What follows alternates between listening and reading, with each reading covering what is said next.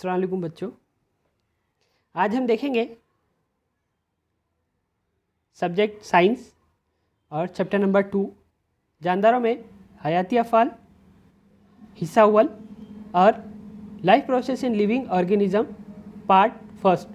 ठीक है, इसके अंदर कुछ 4 टॉपिक दिए हुए हैं। जानदार और हयाती अफ़ाल, जानदार और तवानाई का हुसूल, कुछ ग़िज़ाई अज्जा और हासिल करदा तवानाई, और इसके बाद में लास्ट वाला टॉपिक खलवी तकसीम एक हयाती फ़ाल।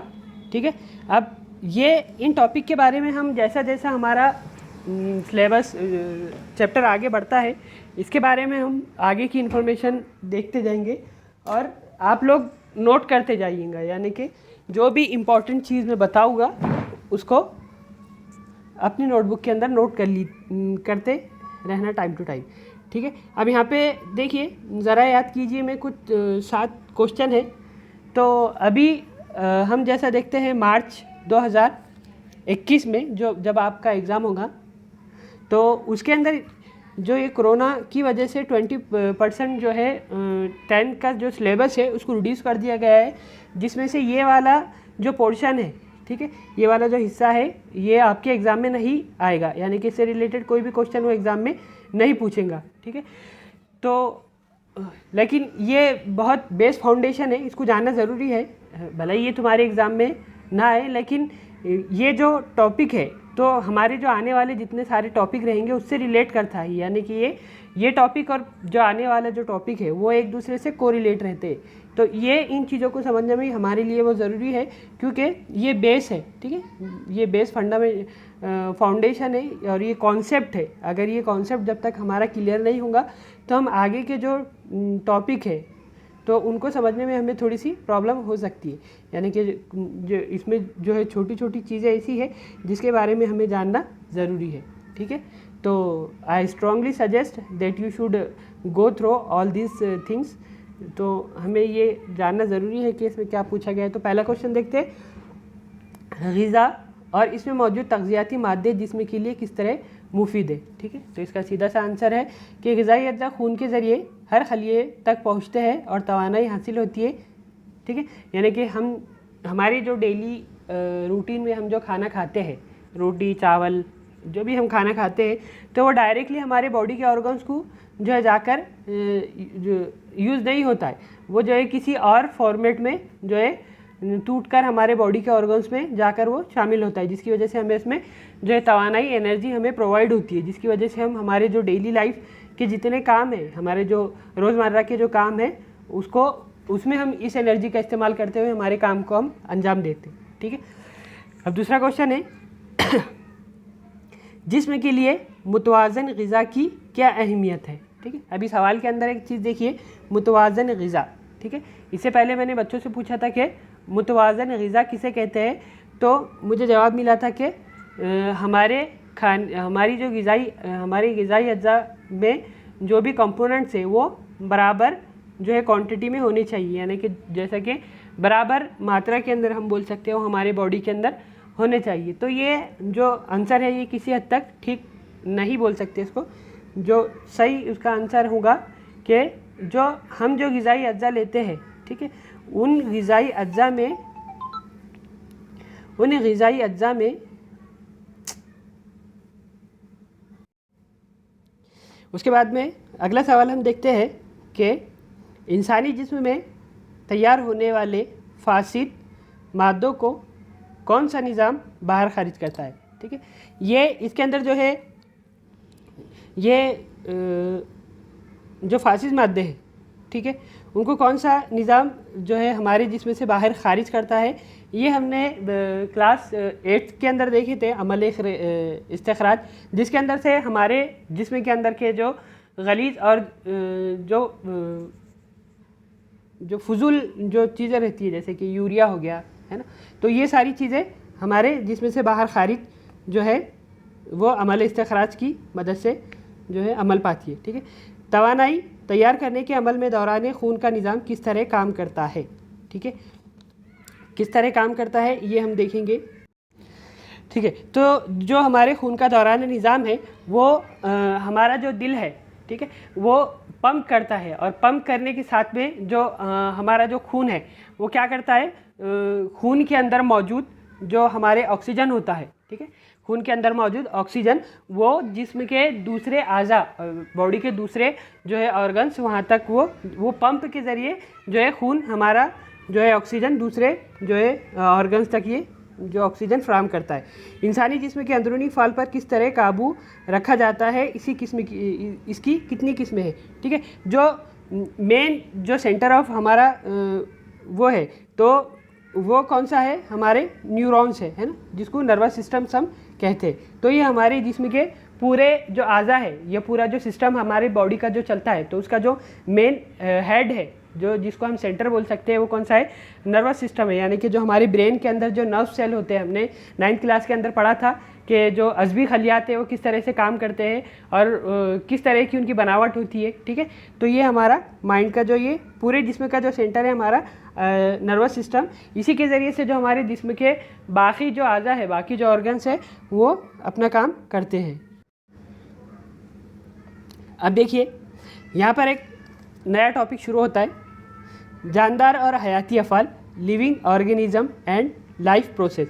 यानी कि जानदारों के अंदर लाइफ प्रोसेस किस तरह काम करता है, और जो इंटरनली जो ऑर्गन्स है वो किस तरह से क्या क्या चीज़ों को अपने अंदर क्या चेंजेस होता है, क्या कीमियाई तब्दीली होती है, ये सारी चीज़ें हम यहाँ के बाद देखेंगे, ठीक है। इंसानी जिस्म में कई किस्म के निज़ाम मुसलसल अपने अफ़ाल अंजाम दे रहे हैं। एक सबसे पहले एक चीज़ ये याद रखिए कि हम जो टॉपिक पढ़ रहे हैं वो बायोलॉजी से रिलेटेड है, और बायोलॉजी में जो है हर लाइन को जो है एक एक लाइन बाय लाइन जो है उसका जो एक्सप्लेनेशन देना पड़ता है। जैसा कि हम फिजिक्स में देखते हैं, केमिस्ट्री में देखते हैं, तो उसमें हम सिर्फ कॉन्सेप्ट को देखकर जो है रूल को फॉलो करते हैं, उसमें जो है ज़्यादा एक्सप्लेनेशन और थियोरेटिकल ज़्यादा उसके अंदर देखा नहीं जाता है। लेकिन इसके अंदर जो है हमें लाइन बाय लाइन एक एक चीज़ को समझना होता है, ठीक है।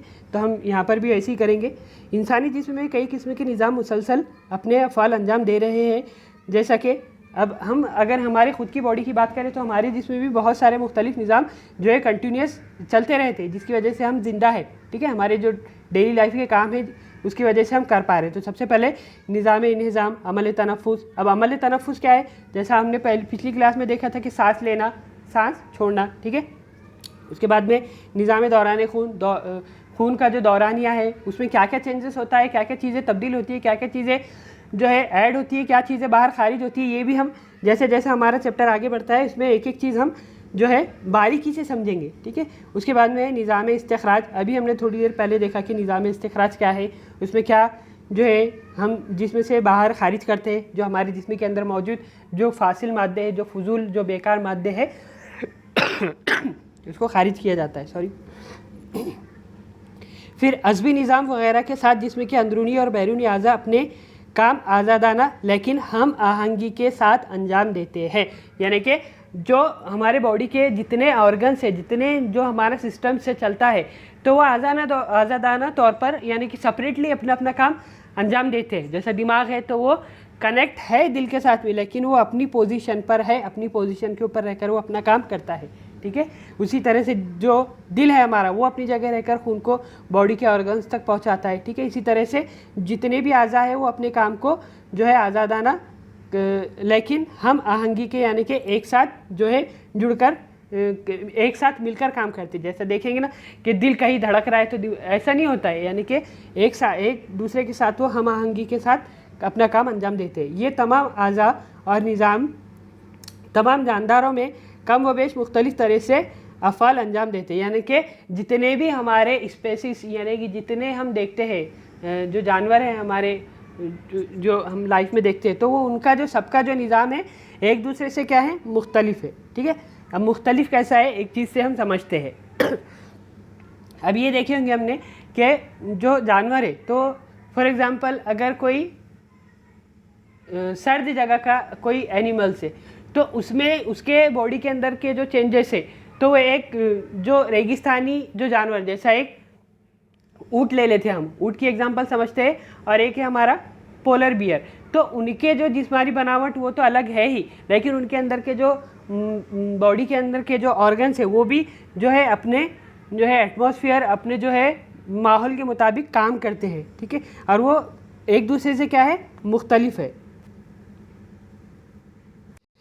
इसके लिए जानदारों को मुसलसल तवानाई के सरचश्मे की ज़रूरत होती है। ठीक है, इसके लिए क्या है, जानदारों को मुसलसल यानी कि उनको कंटिन्यूस जो है एनर्जी की जो है सरचश्मे की ज़रूरत होती है। इसके लिए जैसे कि हम देखते हैं कार्बोहाइड्रेट, चर्बी, प्रोटीन, ये ग़िज़ाई अज्जा तवानाई के अहम ज़राए हैं। जैसा कि हमने देखे अभी, जो फैट है, जो कार्बोहाइड्रेट है, जो प्रोटीन है, वो जिस्म के अंदर होकर अलग अलग अपने काम को अंजाम देते हैं, जो हमारे जिस्म को तवानाई फ्राहम करने के लिए बहुत ज़्यादा ज़रूरी है। ठीक है, अब इसके अंदर हम पहले देखते हैं, जैसा कि इसके अंदर बताया गया कार्बोहाइड्रेट। अब कार्बोहाइड्रेट हमें किन चीज़ों से मिलता है, कौन बताए, सोचो किस तरह से हमें कार्बोहाइड्रेट जो है हासिल होता है, किसके ज़रिए से हासिल होता है। मैंने बताया था इससे पहली क्लास में आपको, जैसा कि आलू है ना, इससे जो है हमें कार्बोहाइड्रेट ह्यूज क्वांटिटी में मिलता है। अब कार्बोहाइड्रेट का काम क्या है हमारे बॉडी के अंदर, वो क्या करता है, बॉडी में हमें एनर्जी प्रोवाइड करता है। ठीक है, उससे क्या होती है, एनर्जी प्रोवाइड होती है। और फैट यानी कि चर्बी, उसी तरह से चर्बी जो है वो भी क्या है, हमें एनर्जी प्रोवाइड करती है। ठीक है, तो ये जो फैट है, जो चर्बी है, ये हमारे जिस्म के अंदर क्या होती है, स्लो डाइजेस्ट होती है ना, स्लो डाइजेस्ट होती है, यानी कि वो देर से हजम होती है। यानी कि हमने कोई भी फैट वाली जो चीज़ें खाई है, चर्बीदार जो ग़िज़ा अगर हम खाते हैं, तो उसके अंदर जो मौजूद चर्बी है वो क्या करती है, एक लॉन्ग टाइम तक वो क्या होती है, डाइजेस्ट होती रहती है।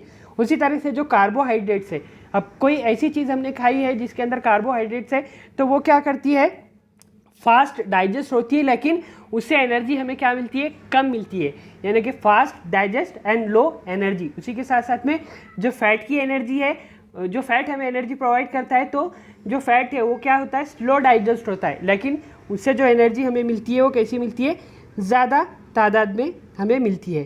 ठीक है, हर खलीए में तवानाई के मरकज़े की शक्ल में तवानिये यानी कि माइटोकॉन्ड्रिया के ज़रिए तवानाई हासिल की जाती है। अब सबसे जो हमारे चैप्टर का जो मेन हीरो है वो ये है, कौन, माइटोकॉन्ड्रिया। तो ये माइटोकॉन्ड्रिया क्या है, इसके अंदर फंक्शंस क्या है, इसके काम क्या है, ये क्या करता है बॉडी के अंदर, इसमें क्या चेंजेस होता है ना, वो सारी चीज़ें हम आगे आगे समझेंगे। ठीक है, तो ये क्या है, इसको जो है हमारे बॉडी का पावर हाउस भी कहा जाता है। ठीक है, ये हमारे बॉडी का क्या है, माइटोकॉन्ड्रिया, ये बॉडी का हमारा जो है पावर हाउस है। इसके ज़रिए से हम जो है तवानाई हमें हासिल होती है। तवानाई की तैयारी में सिर्फ ग़िज़ाई अशिया ही दरकार नहीं होती, बल्कि इसके लिए ऑक्सीजन की भी ज़रूरत होती है ना। मैंने इससे पहले ही बताया कि खून के अंदर जो खून क्या करता है, जो हार्ट क्या करता है, पंप करता है किसको, ब्लड को, और वो ब्लड क्या करता है, ऑक्सीजनेटेड जो ब्लड है वो हमारे बॉडी के दूसरे ऑर्गन्स तक जो है पहुंचता है, किसके ज़रिए से, खून के ज़रिए से। कुछ खुर्दबीनी जानदारों में ऑक्सीजन की ज़रूरत नहीं होती है ना। मैंने इससे ये चीज़ भी हमने पहले पढ़े हैं कि कुछ जो है माइक्रो ऑर्गेनिज्म ऐसे हैं, खुर्दबीनी जानदार ऐसे हैं जिनको ऑक्सीजन की ज़रूरत नहीं होती है। तो ये जो इसमें बता रहा है कि कुछ खुर्दबीनी जानदार ऐसे होते हैं जिनको ऑक्सीजन की ज़रूरत नहीं होती है, तो वो कौन सी कंडीशन के अंदर जो है इनका प्रोसेस होता है, बताओ, सोचो थोड़ा, कौन सी कंडीशन में होता है?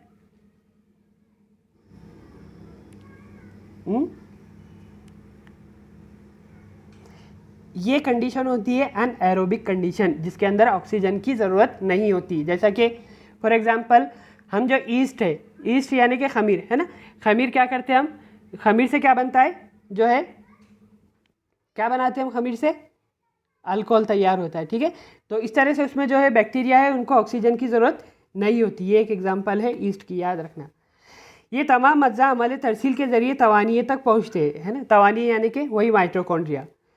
कंट्रोल सिस्टम जो हमारा हज़बी निज़ाम है, तो ये तमाम अफ़ाल पर काबू रखता है। हमने देखे इससे पहले भी कि हमारे बॉडी का जितना भी कंट्रोल है वो हमारे हज़बी निज़ाम के अंदर जो है, ये हज़बी निज़ाम ही ये हमारे सारे जो है सिस्टम को कंट्रोल करता है।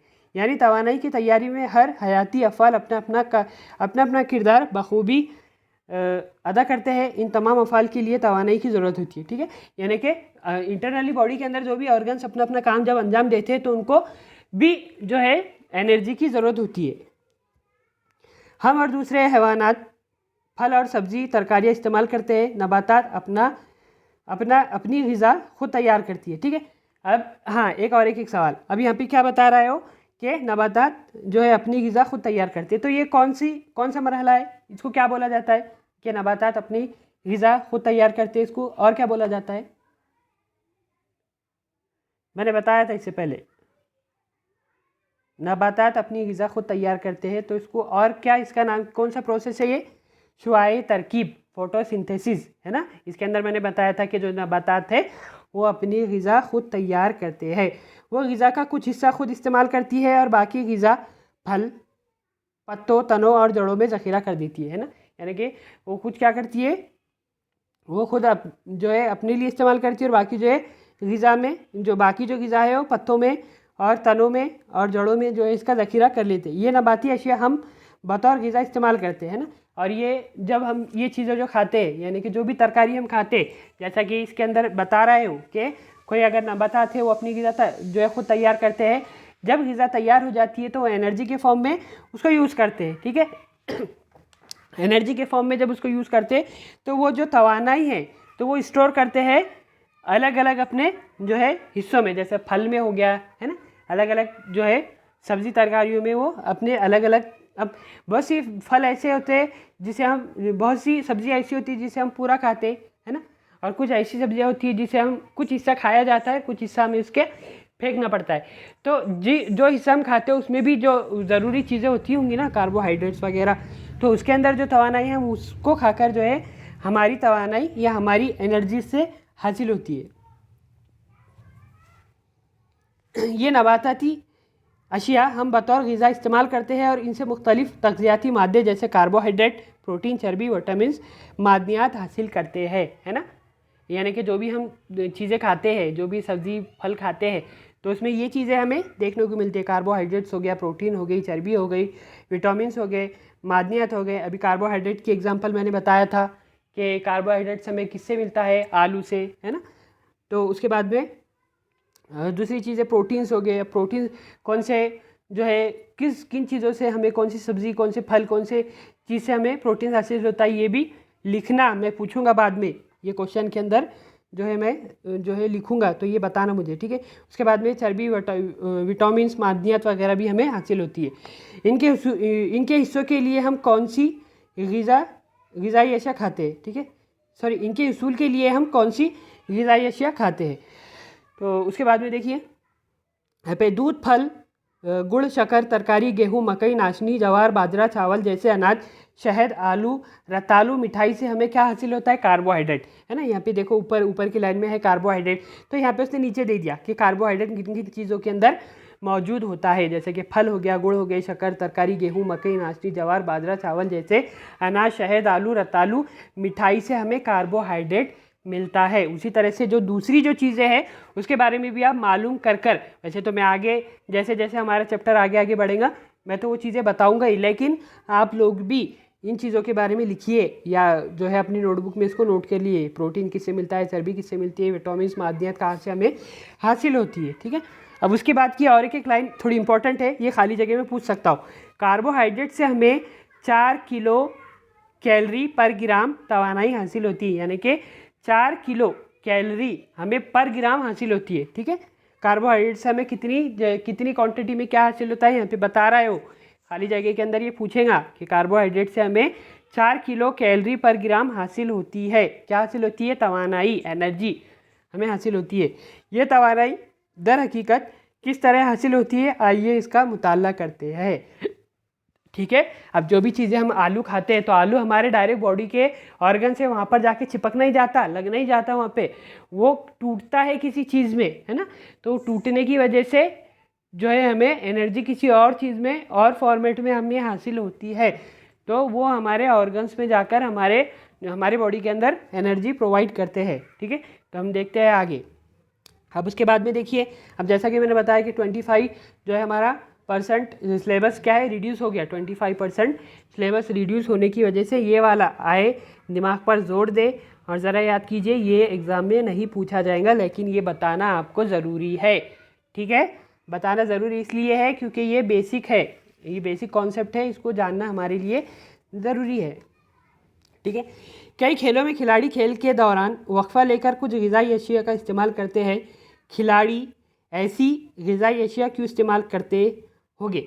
ठीक है, अब इसके अंदर सवाल है कि कुछ जो है कई खेलों में खिलाड़ी क्या करते हैं, दौरान खेल जब कोई खेल खेलते हैं तो बीच बीच में वो क्या करते हैं जो है ब्रेक लेते हैं, जिसमें जो ऐसी चीज़ें वो खाते हैं जिससे उन्हें ज़्यादा एनर्जी जो है हासिल हो। ठीक है, अब इससे रिलेटेड ये चैप्टर सॉरी ये सिलेबस से रिलेटेड थोड़ा हटके एक सवाल है कि जब हम दौड़ते हैं, ठीक है, जब हम भागते हैं दौड़ते हैं,